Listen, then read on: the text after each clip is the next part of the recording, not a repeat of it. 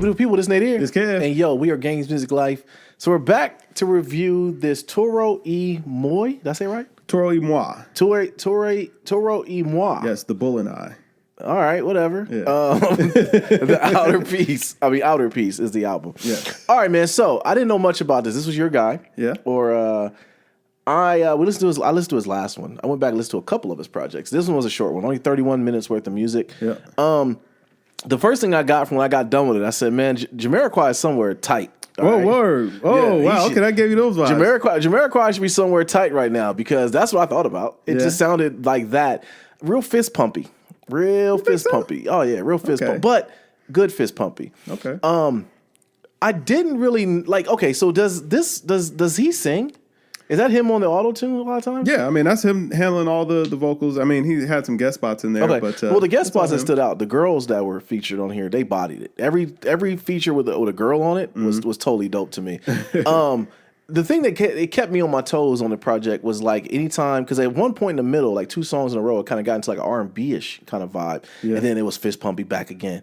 But it wasn't bad though. That's the thing. It wasn't bad music. Matter of fact, I had it playing with the in the loft and the babies were running around and I was just playing it. It was real good, just background music to hear while I'm doing something else because it was upbeat, but it don't have a little R&B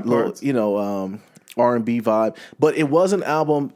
I couldn't really put it in any class, you know, but it wasn't bad at all. But I do wish that it would be more R&B-ish, like as far as just being a little bit more slowed down at times. Okay. Because sometimes when it did get a little bit fist pumpy, Road to Beat, it was easy on the ears. I didn't have any problems listening to it. I didn't have any problems even enjoying the album. It was just different. I would say that. I'm traditionally an R&B fan, so listening to this was like he's not an R&B. He's not an R&B singer. No, he wasn't. He's not an R&B singer. Did you get any of that vibe? Yeah, okay, absolutely. Because that's what I got, and I was like, okay. Then I was like, kind of getting into he get into his R&B bag, and I was like, okay, back to fist pumping. And when I say fist pumping, it's just heavy bass, heavy just do. Yeah, I didn't think the BPM was too high, but okay, I got you. I wanted to get up and clean something. You know, and somewhere on this album, someone's doing coke. All right, like there's a lot of cocaine being done on this album. I'll tell you right now. All right, like, wow, yeah, that's what I think. Okay, right? What do you think, bro? Man, so I've been a Toro fan for a while, man. Chaz Bear, you know what I'm saying, out here getting it in. I don't know how familiar you were with like the whole chill wave vibe. No. That was out around 2010, 2011 was real big. He was actually kind of one of the forefront chill wave artists out there or whatever, but he actually did a great job of pivoting away. And I think versatility is his strongest feat, and that also is sometimes where he gets himself in trouble because it's like each album is a completely different vibe from the last. He switches it up, he mixes it up all the time, and like either you're gonna love it or you're gonna hate it.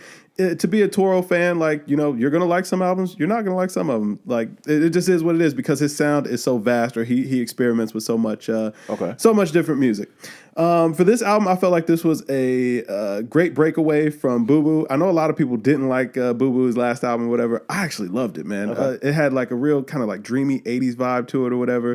And I really liked it, but for some people it was a little bit too monotone or a little bit too toned down. So this album kind of coming back had more of a dance vibe to it. Yeah, more of a very poppy R&B vibe to it on a lot of songs, which I really dug, but did it seem 80ish to you on this one too? Not on this one, not to me. Not to me. Go ahead. But what I actually really dug about it was kind of the overarching theme of the album, which it was just a theme about, you know, kind of being a millennial in 2018, 2019. It was like the whole album, like there aren't really any love songs. It was more so about his anxieties, his struggles, his desires, his dreams, getting out there, being a creative person in this time. How do you navigate that landscape and figuring out your life? Like when I listen to New House, like, yo, I feel him. It's like, yo, who doesn't want that? You know what I'm saying? But you got all this stuff in front of you or barreling down in front of you. And, you know, just taking a look at that and finding that outer peace in all the chaos and all the madness that's around you. So I found that to be very refreshing. Like he was making R&B songs, but they weren't love songs. You know what I'm saying? No, they weren't. Like, they were sticking to a theme. Exactly. Yeah. Now, one thing that kind of caught me off guard because like I already came into this knowing like he's not really a vocalist or whatever. He can carry a tune or whatever. He can make it sound good. But I already kind of knew the pocket that he was going to stay in.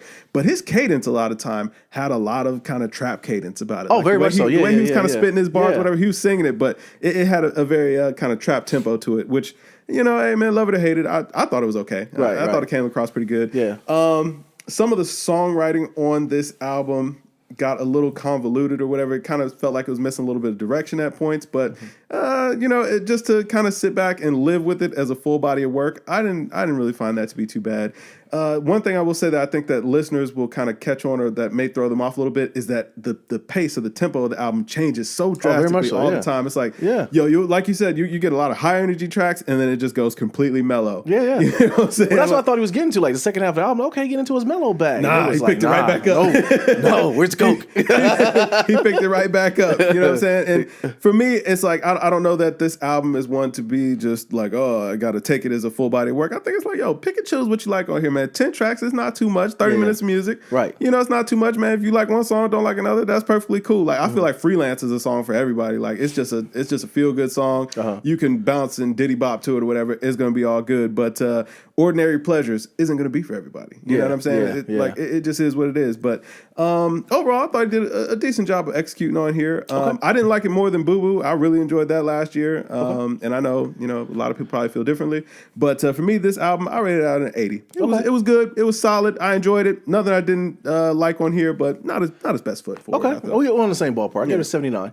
So yeah, I like I said, like you said, I enjoyed it, but I want to know, with like you said, millennial is a good way of putting it, because I think that's definitely probably, if the Fire Festival ever went down, this would be played there. You know what I mean? Yeah, this would have been played there. But I like you said, wasn't saying much. But I don't think I would go to an artist like this to say anything. I just wanted to come. This is Chaz is kind of artist that, man, you go to a small venue and kind of listen to him, and you just kind of jam and party with him, man. It's like, yo, and like he said on here, man, I came to see the band. I don't care about the party. You know what I'm saying? And, I just came to hear the music. You know what I mean? I feel him on that. Right. All right. So Toro y Moi fans, you want to get in here and give it 100 or give it less than 100? Let us know what you think. Was I too high, too low? Was Kev too high, too low? Yeah. And leave it in the comments. We'll go from there. Always. But I am Nate here. This Kev. And we're Games Music Life, man. Drink more water, people. Peace. Peace.